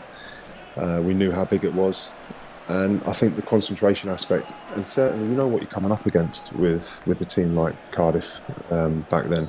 You know they're going to be physical. They've got the ability to throw balls in the box, left, right, and centre, from free kicks, throw-ins from the halfway line. Everything's coming in, and they're just going to go pressure until they hope it pays. Now you've got to stay strong, you've got to be organised, and you've got to stay disciplined. And I think for the majority of the game, we were that. We got undone at the end, a couple of sloppy bits, but the first one a little bit contentious. But yes, John. I've just been saying that, and Looms is saying no. I thought the first one was harsh. I really did. I don't think there's enough in it. I think if you're given penalties for that, then you'll see quite a few every game. Yeah, I know. I said to Mikey, but you look at Connor Cody's reaction. You go and you Warnock's just kicking off with the bench, by the way, trying to get the ball back. That was a good battle on the sideline as well. Yeah, it was brilliant. On this, what's your thoughts? Me and Mikey were very surprised that Wolves that you played zonal. Whoa! Stop bringing me into this. You're surprised. I was surprised against Cardiff, John. I think as a goalkeeper, what's your preference? From dead balls, corners. The zonal marking. Obviously, you look at Cardiff, Sol Bamba, Morrison. Players that are quite aggressive, go and challenge, go and attack the ball. As a goalkeeper, you want them marked, don't you? I get what you're saying to an extent, but I also think if you look at the season as a whole, that's how we've done set pieces, and we'd had a really good, solid base in what you call the most dangerous zone. I think the edge of the 6-yard box, and we've got players of the ability and the size and the stature that can go and attack balls in that area. And what we also did was put a couple of the smaller lads, and then that's when the commentaries say, "Oh, it's a mismatch here and there." Yeah. But we put a couple of the small lads just to sort of halt their runs, if you like, and delay their runs slightly, and give the other lads a chance to attack the flight of the ball. I get what you're saying. We probably maybe could have took a bigger one out of the zone and put them on a Bamba or a Morrison, but we were comfortable in the way we dealt with set pieces. And I think, from my point of view, I always enjoy playing against teams like Cardiff who are going to lump balls in, because it gives you an opportunity then to be that extra man, that extra presence that the defenders might need, especially in the last moments. We've got to the stage of the game, by the way, where Alfred Njai has come on to play in the number 10 role that he did occasionally. Big Alf, what an athlete he was. Honestly, he was massively underrated for that season. The ability to bring someone like him on at stages of the game late on, and to have the physicality that he brought, he was, like I said, he was massively underrated in that season. Do you remember the Swansea FA Cup game, the home one, where I think Ruben Vinagre got sent off and Alfred ended up playing against a 3-man midfield on his own and he still dominated it? Yeah, and he did.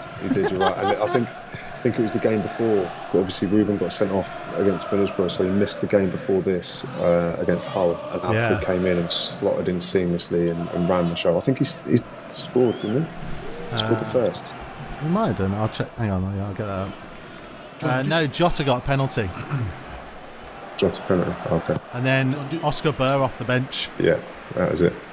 John, just looking at the game now, I think Cardiff really on the front foot. You see the defence just dropping a little bit closer to you every time. As they naturally do. Kind of defending that lead. What information? What are you doing? What instructions are you giving them at that time? Because are you telling them to try and push up every opportunity, or are you just saying, right, you know what, we're just going to dig it out and just try and defend? No, I'm trying to get them up the pitch. Trying to get them as high as we can, and certainly in areas where we've probably cleared the first phase of play. You want them out the box as high as they can. So we're trying to get to the edge. Use the edge as a reference.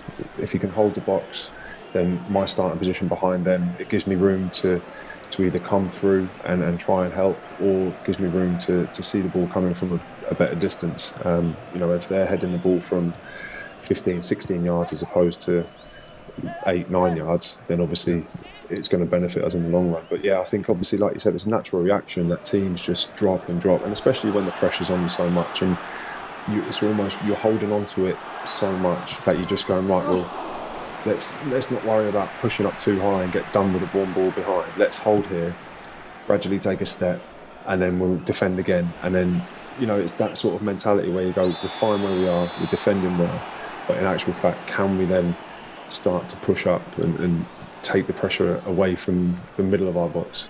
Just had Alfred go running past their defence and have a left-footed shot at the near post.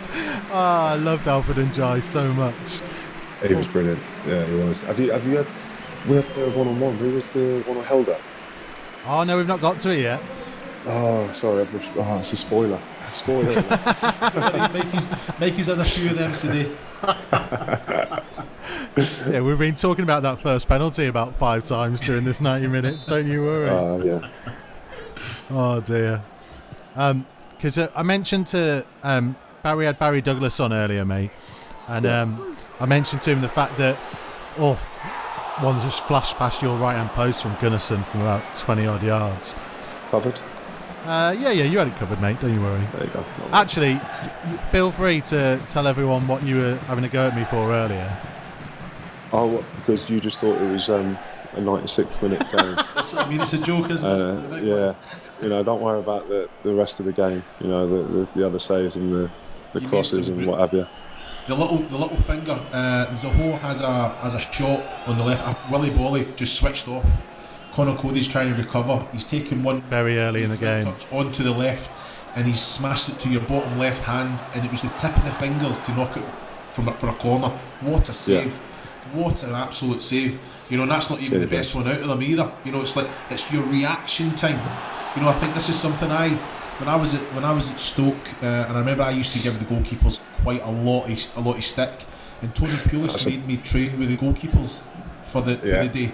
And I was with Cuts and Ed De Hoy. Oh my God, that was me done for 3 days. Big man, I'm telling you, I will never say a bad word. Oh, this is Helder, 1-on-1. Oh. He's got to do better there though, John, hasn't he? He's done everything right. Why has he just left it over? Why has he not just left it over? People done well though, didn't he? Yeah, no, he did well, but you fancy Helder there, really do. And the stage of the game, that would have been it. No problem, pressure off. That would have been them on their backsides, and we would have been coasting for the rest of the few minutes that are remaining. But yeah, you fancy Helder there every day of the week. Yeah, but if he'd scored then that first save, it wouldn't have been what? You had no right in saving that. You obviously thought he was. I'm talking about it before it's even happened. So let's just wait, and then I'll do the brown nose and then. Well, no, I was trying to say to you, mate, this this game came at the end of a week that was Middlesbrough, then Hull, then this in 7 days. Like, what a bizarre week that encapsulated everything about the season almost. And don't forget that Middlesbrough game came off the back of an international break as well. And Roman Saiz actually only got back Thursday morning. Hence the reason after the Middlesbrough game he is almost passed out on the pitch. Yeah, he's flat out, isn't he? You know, so we had a few lads. We had Roman, I think Alfred, obviously a few of the Portuguese boys were away. Doc would have been with Ireland. So we had a lot of lads that are just coming back in, probably only had a couple of days training before the Middlesbrough one, which was a big enough game on its own. And then you obviously lose the two players, Doc and Ruben, for the suspensions. Whole game comes and you're thinking, you know, it encapsulates the whole championship. You go from a battling performance with 9 men against Middlesbrough, great victory, to a whole game where you've got to go again. And you go in again and people are saying, oh, it should be okay, you get 3 points. You can't take your foot off the gas against a team like Hull. You need to keep going and going and going. Obviously, Oscar comes in and chips in with an invaluable goal. And then we go slightly disheartened after the whole game into a massive game like this one against Cardiff. But you know how big it is and you know what you're playing for, because ultimately the gap's going to be 3 or 9 points. And it is effectively a promotional game. So, you know, you win this one and then the writing's on the wall, really. Were you nervous? You get nervous before every game. I think if you don't get nervous before every game, then there's something wrong. I don't know if Luz will say the same thing, because, you know, I always believe you need that nervous energy because it helps you focus on what you need to do and what you need to achieve. And yeah, like I said, if you haven't got that, or if you're not slightly apprehensive going into a game, then it's, you know, are you focused enough, or are you then too relaxed and you're thinking the game's a bit too easy? So yeah, I think Mikey's asking you, John. It's because Barry said that there was a confidence, there was an air of confidence around the group. You know, I think when I got promoted and we won the championship with Wolves, like, we went into matches knowing that if we conceded 2-3 goals, we'd score more. You know, it was just one of those things. Was that because you won so many games on the bounce? I think it was just, Barry said, oh no, I never felt nervous. He looked around the dressing room and was completely confident in what you had.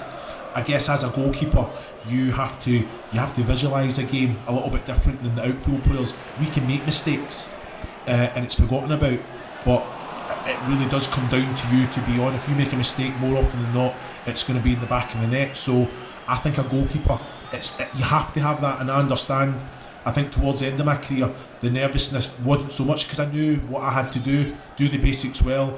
I was very reliant on the service I got, but again, you're a goalkeeper, John, so and I cannot understand that. Barry looked around the dressing room, knew what the squad had, and I think I know exactly what you're saying. I think in that sense, yeah, you looked at everyone and you trusted every single person in that squad to execute their role, and that gave you, yeah, like Barry says, it gave you confidence that you were always going to have a chance in whatever game you were playing in.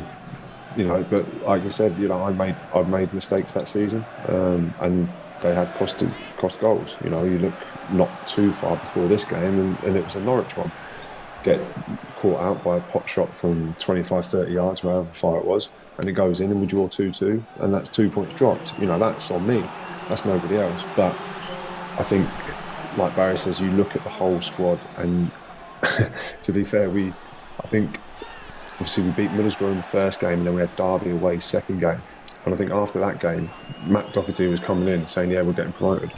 Yeah. He was half joking, but he was half serious as well. And I think, you know, the air of confidence between us players was such that, you know, someone could make a joke like that, but people would actually go, "Yeah, no, I agree with him." You know, yeah, it's 2 games in, and obviously there's a long way to go, but at the same time, we've got more than enough in this squad to execute those goals, and it showed for the whole season. It's weird though, isn't it, mate? Because I've known you well enough over the last couple of years to know that you goalkeepers in general are pretty hard on yourselves. When there's also that realisation that, you know, outfield players make maybe 4 or 5 mistakes a game and no one notices. you make 2 in 6 months and everybody remembers them. Yeah, but that's part and parcel of it, isn't it? And, you know, if I was good enough to be an outfield player, I would have. But unfortunately, I wasn't, so I ended up in goal. And I think, you know, that's the thing. You know, my son wants to be a goalkeeper now, and it's the same thing I'm saying to him. You have to have a very strong mentality. If you concede a goal, don't dwell on it. You know, the goal's done. You know, wait, analyse it after, and then put it to bed. You know, as soon as that evening is done, you can't get it back. As soon as the goal's done, you can't get it back. So especially in a game, re-switch your mindset to, right, next action is positive. Then after the game, analyse it, see what you've done wrong, see what you can improve on, work on it in training. But ultimately, it's finished. You know, and I think, like Lewis was saying, the older you get, the more relaxed, not relaxed, but it's the only word I can think of, the more relaxed you get about the mistakes you've made, because you're going, right, well, it's not necessarily a mistake I'm always making, because then that becomes a problem. Yeah. It's more probably concentration aspect, slight technical fault that with age it's going to be hard to get out of. So, you know, it's one of those. Oh things. no, that's never a penalty. Like I say, as a goalkeeper, live with it. Never a penalty. Looking at this now, and you know what? Conor Cody's probably a foot and a half behind.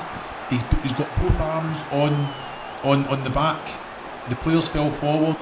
It's as much as it is. You can VAR the hell out of it. No way, Looms. You know what? I've just looked at the replay, John. Not only was it his hands, it was his hip. It was his hip that just bars him at the back, and you can see by the reaction, Conor Cody's reaction. If I'm Conor Cody in that position and it's not a penalty, I'm going and I'm fighting. Look at him. You can see he's not said nothing to Mike Dean. Right, we'll come back to it, nothing. John. What's going through your mind here? Talk to me about this save, John. Talk to me, because Can I swear? Yeah, we'll edit. We'll bleep it. John, you saved this, mate. You can see what you want. For fuck's sake, Codes, was nearly finished. Medine. Oh, Big John with the big left. So, John. Sorry. Yeah, no, I was just going to say, you know what? I don't save many penalties, and that's the honest truth. And I think that's something that I've never really done. You know, I've saved a few in my time, but I looked at him, and he looked to my right, and I've just thought, that's too obvious. And it might have been a subconscious thing that he's done, and I've just gone, you know what? And every single penalty, by the way, that I've researched and Nadine had went to my right, and I just thought, I think he's going to switch it up, and yeah, luckily he did, and it was a good strong hand. But you know, it's John, you're saying it's a good strong hand, but you're like, if that was hit to the waist height or even towards the top corner, you can get a hand to that. You're going across. You're at your probably Looms, mate, it's balls of steel he's talking about here. For the arm, balls of steel to look at his eyes and go, do you know what? He's doing me. Mikey, let's be honest, mate. It's a guess. John. Oh my God, what a save that is! You know, you should be making it. No, but I think it was a firmly struck penalty. It was a good penalty, but I think. Oh, here it comes again. No, Cav! What's he doing? You must be raging. You've just gave Mike Dean the wave of the arm. You've got your hands in your hip now, John. No. You're not happy, mate. You're not happy. That was the Cav. The wave of the arm was the Cav. And I'll be honest now. I looked around and I looked at, I think, Benno, Coles, people like that, and we were just cussing Cav out. And I'll be honest, I looked at it afterwards, and to be fair to him, he slipped. He does, doesn't he? But at the time, I'm thinking, I've just saved the penalty in the last minute for us to go 9 points clear, and now you're giving one away literally a minute later. And I remember this, by the way, because we did an interview, do you remember, in that tiny little room off the tunnel? And I said to you about you palming it away just in the build-up to that, and you were like, nah, because it led to the another penalty, you weren't having it. Right, here's Junior Hoylett. Junior Hoylett to step up. Now he's just staring at the ball. He's not looking at you. Yeah, that's what I mean. I think he's got to go the other way. He's got to whip it. I've just saved him to my left. It was a good save. He's thinking, I've got to whip it as hard as I can to the right. And he doesn't. It's wide. It's over. I think I was about 17. It's overs by this point. But the ball has hit the bar, and then Benno's come in for the header. And I'll be honest, I thought Mike Dean was going to give another penalty. I don't know why. I just thought he was going to go, okay, I'll give the hat trick. But he didn't. And then he's blown the whistle, to be fair to us. And I'll tell you, that was the first thing as well. I think it was the second penalty just before that, when we cleared the ball and I think the cross comes in, doesn't it? Yeah, and you palm it away. I've just heard Mike Dean say 30 seconds and then Cav slides in. Oh. Do you know what? Because on the commentary of that, from the moment that corner's taken after your first penalty save to that second penalty, Tomo hasn't said a single thing. It's just one stream of consciousness where I was counting down the seconds every 10 seconds, and you could not, nobody could believe that they got the second. At what point, by the way, do you look up in that melee at the end and realise that Nuno is in it? No idea. I just remember just putting my arms in the air. I can't even remember who was there next to me. But everyone's just jumped on top, and I think in that moment you're just thinking, don't go to the floor because I've got no chance. So you're just trying to stay up. But yeah, no, it was a great feeling. And that obviously we got undone with the 2 penalties, but that passage of play were togetherness, and you could see the reaction of everybody. No one was battering Cav, no one was battering Coach. You might have been thinking it subconsciously because of the time of the game, but togetherness that we had was there for everyone to see. Did you know at the time, because you can hear the fans singing Wolves are going up, did you think, yeah, that's it? Yeah, I thought that was the big step. And we knew that going into the game. We knew how big it was, and but we also knew that, like I said before, and like Barry said, with the confidence we had within the squad, that was only going to give us another lift. So to then go into the next game, which I believe Derby. Yeah, we were confident against Derby. Obviously, Ruben does his thing, which we'll never see again from anyone. Unbelievable. But that lift and that confidence that we took from the finish of that game into the Derby game just meant that we were just going, and it was a wave, and we were riding that wave for most of the season. In fairness, yes, we had a little blip. I think probably around February, March, but I think everybody's going to have that eventually.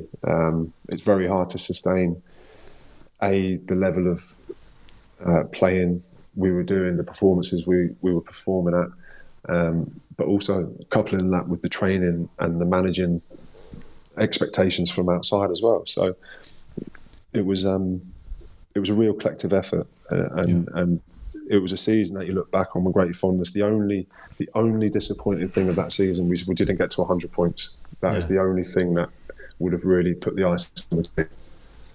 John, did it sink in how big that save was, or was it just you doing your job? Because it's one of these things.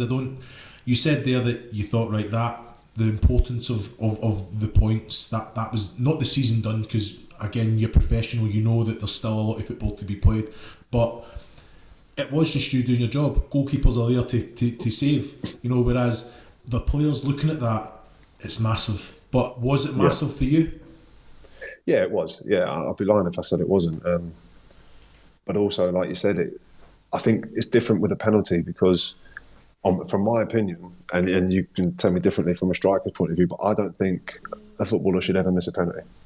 I really don't. I think unless it's a top save, I don't think anyone should ever miss a penalty. I think from 12 yards, free shot or goal, you should always score. You realise if Looms has missed penalties in his career now, this is going to be really awkward. No. I never make it. I never missed it.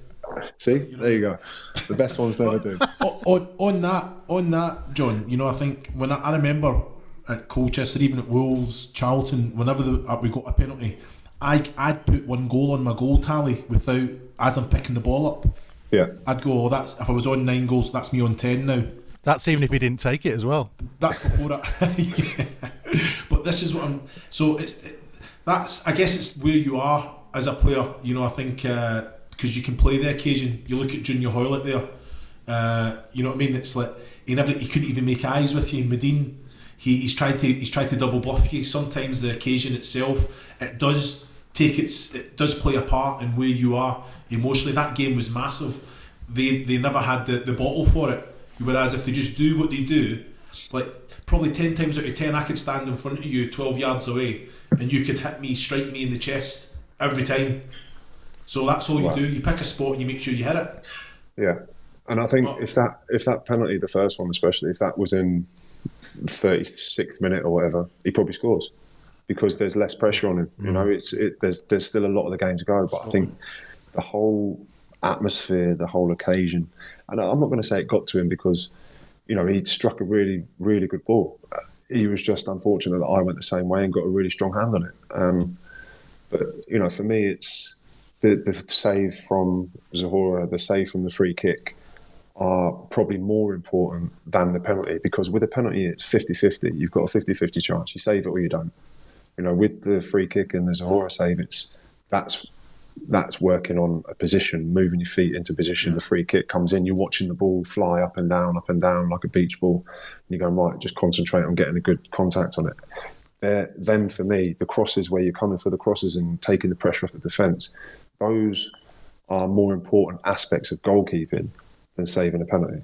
So yes, for the occasion and for the time of it, it's a massive save. But everything else before that, for me, was a better contribution from a personal point of view. This is the difference, though, isn't it, between you boys as professional footballers and fans?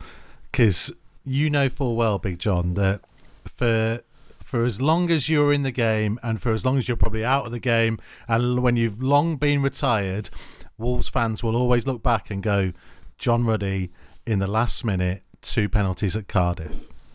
Well, one really, wasn't it? Well, but it's that thing, isn't it? Because you say, because you saved that first one, Hoylett changes what he does for the second. Yeah, but like I said before, and we'll probably be having this discussion on the 10-year anniversary, 5-year anniversary. You know, I'll be giving you a call and we'll do the same interview. But I won't still be working in 10 years, mate. Don't you worry. Of course you will. But you know, I look at it as well and go, I played 44 other games that year. Yeah. You know, that was a clean sheet. I kept 23 other clean sheets that season. You know, so for me, I had far better. And people said to me, I remember we'd done the Player of the Season awards that year. Someone came up to me and said, what was your best save of the season? Oh, no, wait, I bet I can guess. It was Cardiff penalty. I said, no. I said, my best save of the season was Reading away. When we were 1-0 at the time and the ball's come across the box and I've come out and spread big and got a good solid hand on a shot. You know, I said, for me, that was my best save. Was that really late in that game? Not really. I think we scored after it. I think Doc scored just after that. But, you know, for me, that was what epitomises what you're working for on a day-to-day basis on the training pitch. Yeah. You know, so that was a more satisfying save for me against Reading than the Cardiff penalty save, because those are little things during the season where, you know, even I go back to I remember all the saves that I've made. I really do. It's quite OCD a little bit, actually. But I go back to the first game of the season, 1-on-1 save against British Sombalonga. You know, we win the game 1-0. Played Derby, second game of the season, we're 1-0 up. Johnny Russell cuts in on his left foot. I save it to my right, low to my right. Yeah. You know, those are saves that you're putting the building blocks in for what's to come for the rest of the season. You know, so for me, those are more important contributions that I made when the games are tight, and then you're making a save at the right time, and then we go and capitalise on it with either another goal or we kill a team off. You know, those sort of moments. So, like I said, yes, I will be remembered for my whole time at Wolves for saving this penalty against Cardiff. But, you know, for me, I look back on that, especially that season, which was my only full season really, as successful because of the 24 clean sheets in the 45 games. And, you know, well, between you and Will, it was a club record for clean sheets in a season. Yeah, because Nozzle was unbelievable in the Cups. Yeah. So I think he must have had 5, I think. 5, well, was it 5 in the Carabao Cup alone? And then Swansea at home. Swansea at home, yeah. So maybe 5 or 6 certainly. So, mate, it's been brilliant. I've really loved going back over this game. Just before we let you go, how are you at the minute? Are you all safe and healthy? Yes, thank you. Yeah, we're all good. Just enjoying time at home with family. To be honest, lots of jobs. Mrs. has sent me a list, so I'm working through that. I think like every man at the moment. Yeah. So no, just enjoying being with the kids and the missus, and enjoying pottering around the house and doing things that have been on a list for a long time. So I think my mentality quite early on when we were given the time off switched to the off-season mode anyway. So in terms of fitness and all of that aspect, the club have been brilliant in taking care of that and making sure we know what we're doing. So it's just a case of cracking on and making sure we're ready to resume as and when we will. Mm. How hard is it for you as goalkeepers? Because I guess the other lads, it's more fitness based, whereas your training is very technical, isn't it? Yeah. To be fair, like I said earlier, my lads wanted to play in goal, so just getting them to kick a few balls at me, so we were all right. Mate, listen, stay safe, stay healthy. All the very best to you and your family. Fellas. Cheers. What's up, man? Thanks, guys. Cheers, John. Thank you very much indeed, pal. John Ruddy there, Looms. That was Cardiff revisited. What a game it was in the end. Different class. As I say, what a result as well. Like you say, some big performances at the right time. End of a very, very hard week. So, no, it was, positives all round. And are you now willing to accept that it wasn't a penalty, the first one? Penalty kick. No way! You know what? You can get a poll going, Mikey. It's I know you love a poll, mate. So get a poll going. Okay. We will hopefully be revisiting lots of other big matches as well to try and fill the time for everybody whilst we are without football. But we should say a big thanks to Barry Douglas, Ruben Neves, and to John Ruddy as well. And Loomsy boy, we are back up and running. Old Gold Club, big match revisited.